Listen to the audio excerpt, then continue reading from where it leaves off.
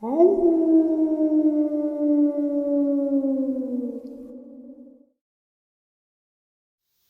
greetings and salutations, everyone. I hope everyone is doing well today. Guys, have I got a set of just absolute experiences that will blow your mind today. Before we get into them, a couple links.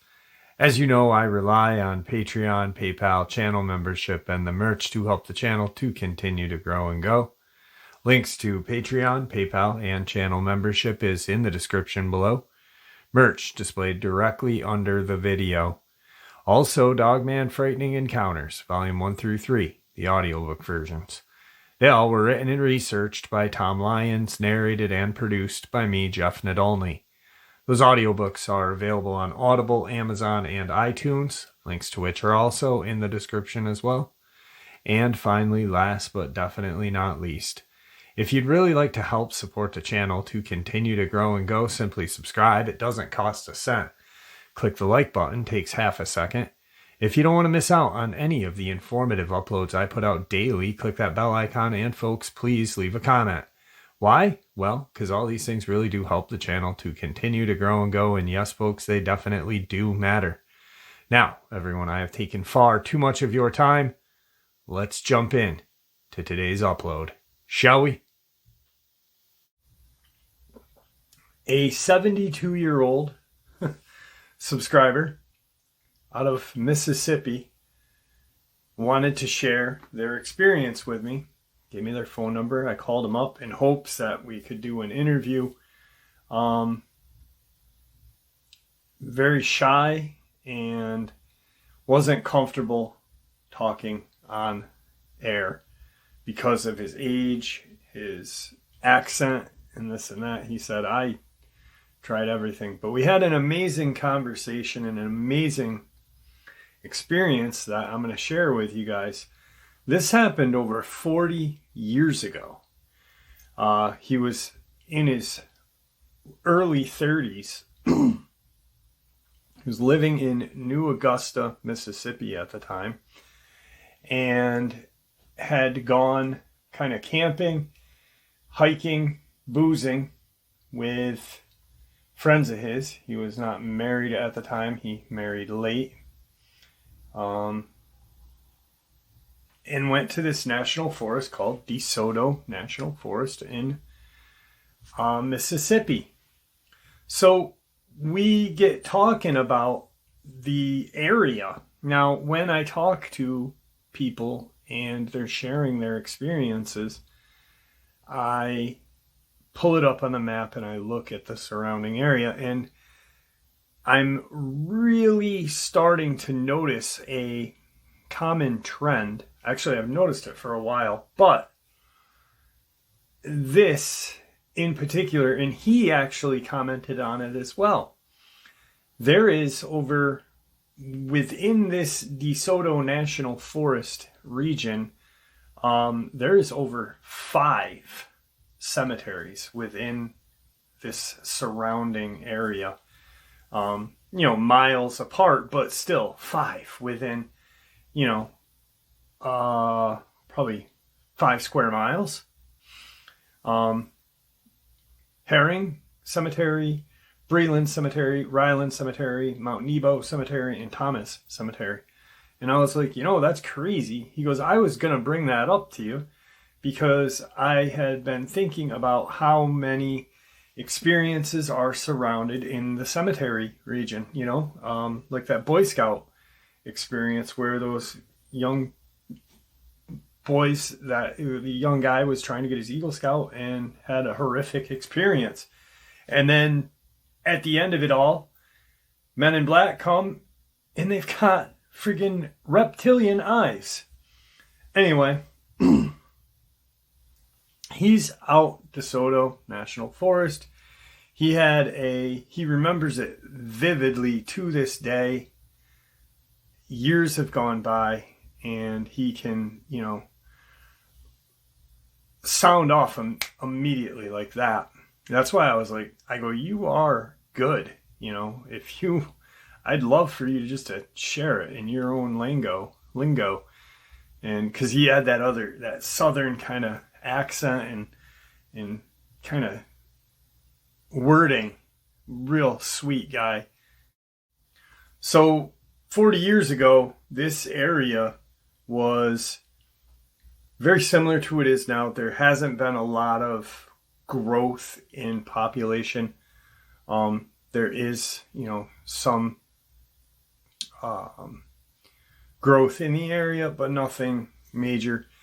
And his name is Ashley. He goes by Ash. So him and his buddies, there's 4 of them, and they decide to go on this kind of camping excursion. They drive out into DeSoto, and there's a Route 29 kind of runs through, and there's this area called Joe's Creek, and they set up right aside of the creek. Everything is going very smooth. It's a beautiful, beautiful land out there. A lot of trees, and they had brought in enough food, enough beer, and they were just getting away from the families. He like I said, he didn't have children and wasn't married as of yet, but his friends all were. So they had all heard of Booger, and which many of you know is Bigfoot. Nothing new to them growing up. Catamount, word used. It's a southern term used quite frequently down there by the old timers. And so they're camping out. If you get there, it's probably just before dusk. They set camp up, and they are got their campfire going. They had actually stopped and grabbed a bite to eat on the way down, so they weren't too hungry. They were just drinking beers and relaxing. They had a couple of kind of makeshift lean-tos set up with tarps in an old army tent. He was sleeping in an old one-man army tent with a army cot. And probably right before they were going to crash out for the evening, they heard kind of this whacking, which we know now as tree knocks, and some whooping off in the distance. Of course, they are armed. A few of them had pistols, and there was a couple of rifles, long guns with them. They weren't too worried because as far as he was concerned, he had heard this, this isn't his first time. He's never seen anything, but he's heard it. He's felt that silence. He's, heard the noises. Few of the guys are kind of, what the hell is that? They end up calling it a night. They get up the next morning. Everything's good. They go on a hike, and, just nothing major, just putzing around. And they kind of blaze their own trail. They're marking their trail with some tags. They're marking trees with tags so they can find their way back to their campsite, so they know exactly which way to go without getting lost. So they, walk maybe 50, 100 feet, tie a tag, keep walking. And probably two hours into their hike, one of the guys keeps catching something out of the corner of his eye. Like, what the hell is that? And something is running, kind of paralleling them as they're walking. And they kind of stop and look around. They realize that the silence is there, and that's when they really start to kind of like, what should we do? Ash is like, let's just keep pushing on. We can't show any fear. I've never seen one of these things. I'm not seeing anything out of my periphery, but if you are, let's just keep pushing on. Let's not show fear. Let's not acknowledge them, and they won't bother us. That was his view on this. They get to this kind of clearing area, and they sit down, getting a drink of water from their canteens. And once again, 40 years ago, plastic bottles were not a thing. Old canteens were. And they're relaxing and kind of getting ready to go back, figure out what they're going to do for dinner, and drink some more beers. They're about 1.5 miles, 2 miles from their campsite. They're not too far, but they're not right close. They start hiking back to a camp, and that's when he notices something out of the corner of his eye, and he continues to walk. He, doesn't say anything to anybody, but he's keeping an eye out. And as they're collecting their tags, they don't want to leave anything out there, obviously. And he thinks that he sees this wolf running on all fours, but he's like, that's way too big to be a wolf. It's double the size of a normal wolf. This thing's, at least 4 feet at the shoulder blades. This thing's big. And at the time, he didn't really believe that there were any wolves in Mississippi. So he's kind of confused. He's seen coy dog, he's seen coyote, but this is very wolf-like, and it's kind of keeping its distance, but it's watching them walk back to their camp. They get back to their camp with nothing else happening. The night kind of goes off. They're having their beers, they start the fire, they're having dinner, beans and hot dogs. That's pretty much what they brought for the entire trip. Beans and hot dogs, some Spam and stuff like that. Real canned good kind of campsite meals. And so they end up getting pretty inebriated, and they crash out. He's in his one-man tent, and they call it a night.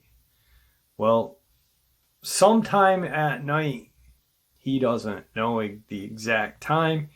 He knows that he can just start to hear the, morning kind of woodland animals start to perk up.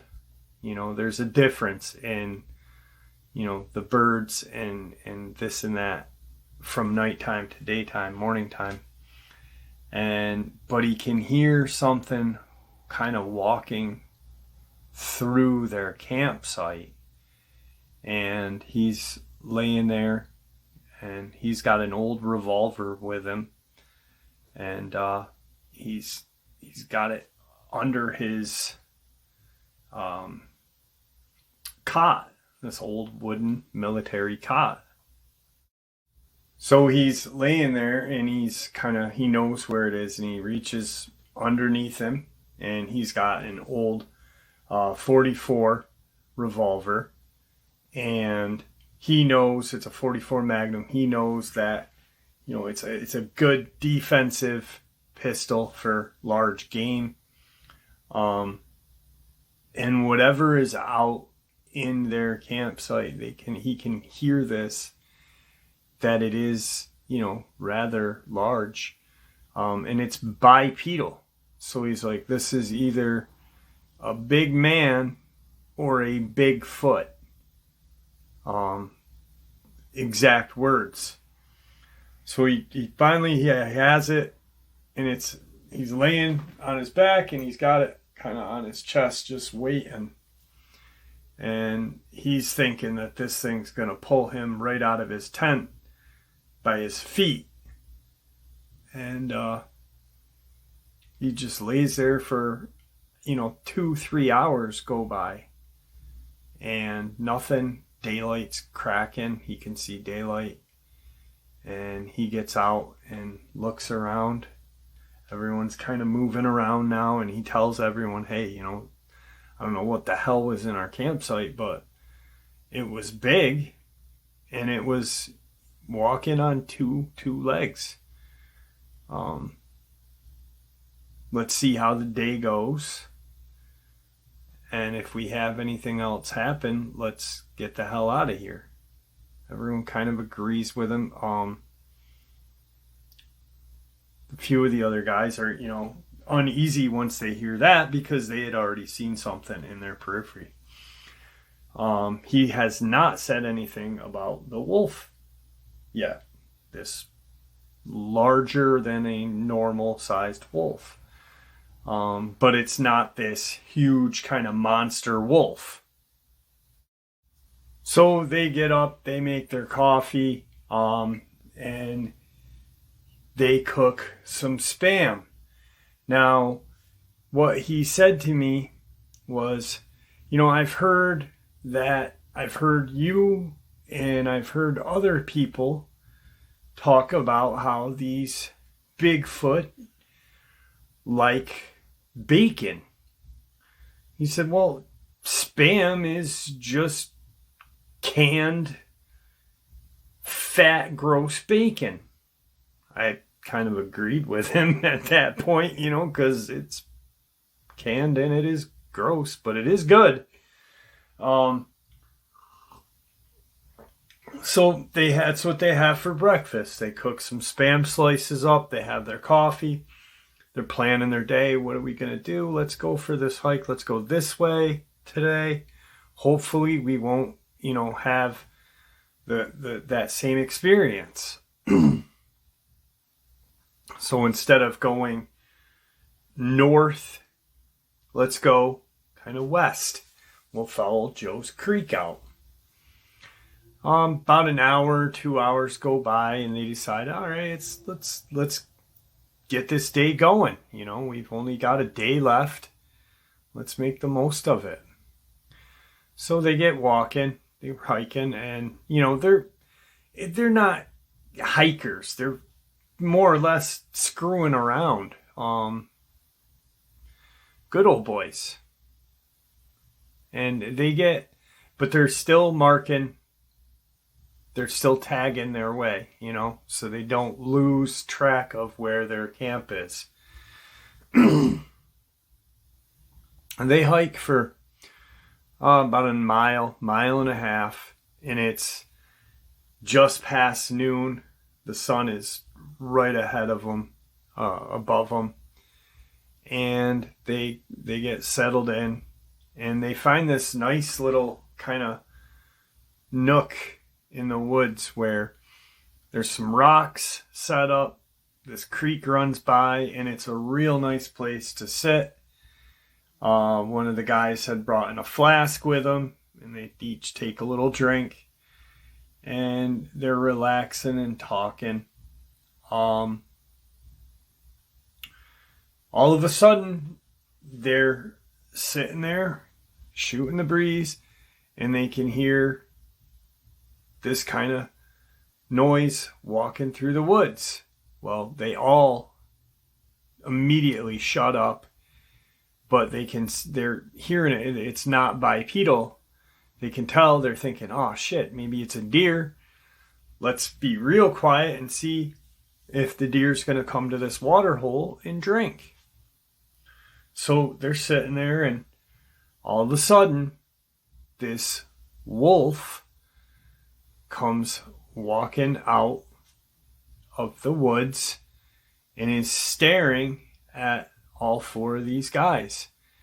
And Ash says this thing's eyes were this golden yellow, and it was staring right through me and all of us. Just, we're across the creek, probably 50 feet from this thing, and it's just staring at us. Well, it starts to growl, and they all have a firearm with them, and one of the guys that's sitting next to Ash, he stands up and pulls his pistol and aims it at this wolf. Well, as he aims it, the wolf stands straight up and kind of growls, lets this like ear-shattering growl mixed with this howl. But it's only about 5.5 feet tall. It's smaller than your average man standing, on bipedal. Everyone's just, everyone's jaw just drops at that point. But the guy's still pointing his pistol at this thing. Now, within seconds of this creature standing, or this guy pulling his pistol and this creature standing, this huge Bigfoot comes, you can hear this thing thundering through the woods, and it stands in between the Dogman and the guys. So it puts itself in the bullet trajectory lane. Now, and just lets this ear-shattering kind of roar,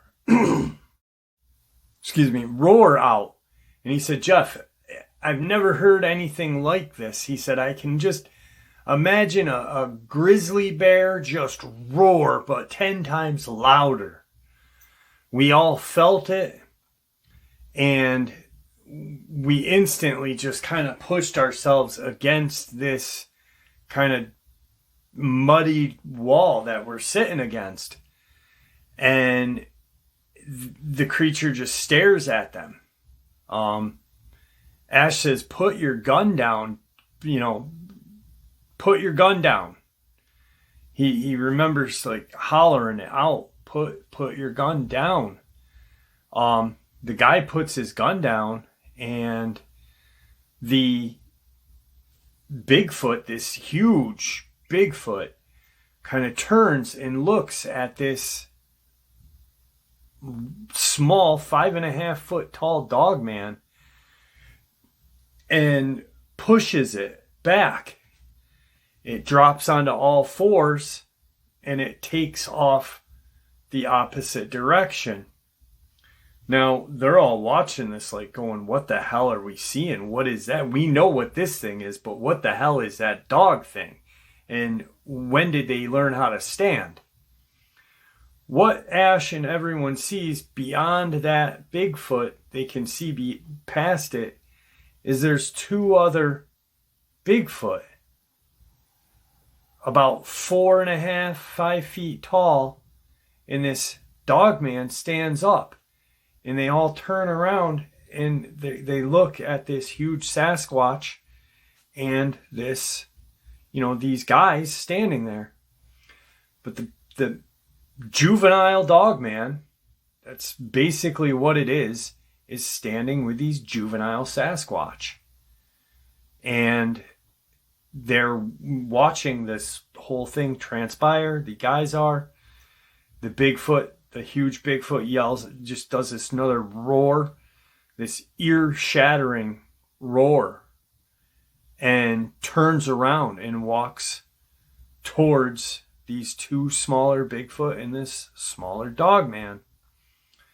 The Dogman drops onto all fours, and they all kind of run away from this scene. Well, when the huge Bigfoot gets to where these smaller juveniles were standing, it turns around and looks at the guys again and roars again. Like enough to say, get the hell out of here. Ash knew exactly, like, hey, you know, that we messed up. We messed up. Let's get the hell out of here. They got about a mile and a half walk. They know where they're going because they've kept, you know, they tagged these little trees with these, you know, little ribbons. And they're following the ribbon and they're talking like, what the hell did we just see? What was that? What was that dog, that wolf thing standing? Was that a werewolf? Was that a person? Are these Bigfoot people? Do they change? What the hell is going on? You know, mind you, 40 years ago. 1970s. What the hell is, you know, no one's talking about Dogman. They're thinking werewolf. They get back to their campsite, you know, half an hour, 45 minutes after all this occurred, and they do not even hesitate. They just start packing everything up and putting everything in. They had an old Blazer, and they were just putting everything in this truck to get the hell out of there. As they're packing up, they see off in the distance, because they're looking, you know, they're keeping an eye out on what's going on. And they see this small, the second to largest Bigfoot and this Dogman are off watching these guys pack up their campsite. They're far enough away, so they're just like, oh shit, these things are here now. Where's that big one? Let's go. The Dogman is not standing bipedally. It's on all fours, and it's standing right next to this juvenile Bigfoot. And as the guys are packing and watching everything, they see the juvenile put its hand on the back of this wolf Dogman. They were still thinking wolf at the time, werewolf. Not petting it, but just kind of resting its hand on its haunches, its shoulders, and watching, you know. They pack up and they get in the Blazer and they back out and they're driving out. And as they're driving out, they can see this blur running through the woods adjacent to this dirt road that they're on. And when they get to a point, it runs in front of the Blazer, and it's this huge Bigfoot. It just runs right across the road in front of them. And so they slow down because they're like, what the hell? If we hit these smaller ones, this thing's going to come and, you know, tear this truck right apart. They continue to drive. Everyone's looking around. And the two guys in the back said, they just crossed behind us. Get out of here. Get out of here. They're following us. They make it to 29 and they haul ass back home to New Augusta. And that whole rest of that trip home, all they talked about was, what the hell did we just see? What was that wolf? He laughs at it now. He said, Jeff, you wouldn't believe the conversation. You'd think that we'd be talking about how that huge Sasquatch was yelling in our faces with this monstrous roar. But we're more confused about the Dogman. And we kept calling it this Wolfman, werewolf. And now here we are, 40-something years later, and we have a name for them. He said, but I'll tell you what, Jeff, I see why Luke and his family call them a walking wolf. Because Dogman, as much as it fits, walking wolf fits a hell of a lot more than a Dogman. And we speculated on, what might have happened, why this juvenile Dogman was with this Sasquatch family. Maybe, he said maybe this Dogman was a pup and maybe the mother or whatever had gotten killed by this huge Sasquatch and this Sasquatch took it in. But he said it was nothing my brain will ever forget. He said to see this thing stand in front of us and my buddy point the pistol and then it just stands up and it wasn't afraid.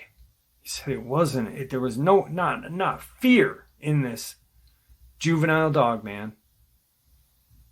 He said, but the second that Sasquatch got right there and you could hear just this pounding, he said it sounded like a bulldozer was going right through the woods, clearing away. But when it stood in front of that juvenile Dogman and pushed it back, that juvenile knew to get out of there and go back to where its friends were.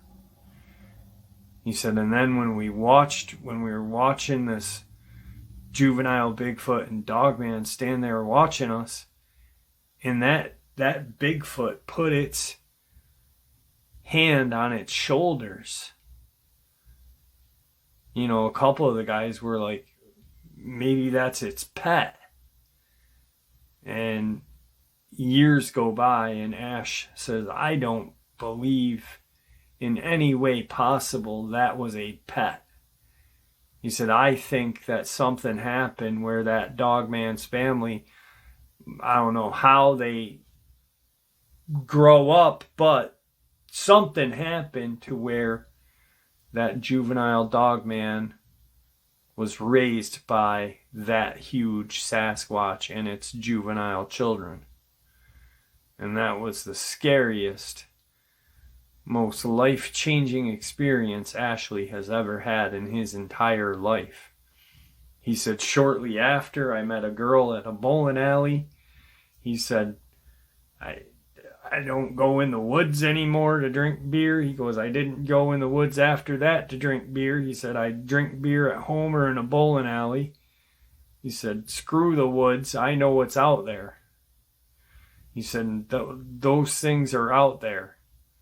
And then he started to think about things as he learned what Dogman was. And he said, I've often wondered, Jeff, if when people talked about boogers and they talk about catamount, if they were referring to catamount as the Dogman and booger as the Bigfoot. And I said, Ashley, that makes a lot of sense. I don't know. I've heard that people refer to catamount as panthers and stuff. But mind-blowing. And to think that, you got this huge 8-foot Sasquatch just roaring at you. And then you see 2 more in the back, little ones. And then that juvenile Dogman with the juvenile Bigfoot is unbelievable. In DeSoto National Forest in Mississippi. Circa 1973. All right, folks, I hope you all enjoyed this upload as much as I enjoyed sharing it with you. I'd really like to thank you all for supporting the channel. Your support is honestly what keeps this channel growing and going, and what makes it special, a safe place for people to want to share their experiences judgment-free and with respect. The comment section is honestly an amazing place that you guys have created. Probably 90% of the comments that I see in there are just awesome, amazing family, and the other 10, I don't even know what's going on with them people. Trying to escape from their mom's basement, I guess. But the 90% that just show these people who share their theories, ideas, and experiences the respect that they deserve is great. Thank you. I cannot thank you enough. With that being said, everyone stay safe, happy, healthy, and ever vigilant, keeping an eye on our children, our pets, our family, and friends. These creatures are real. They are out there, and they are dangerous. Share this information with the people you love and care about, and it may just help save their life someday. Until next time, never stop asking questions, never stop searching for the truth, and God bless.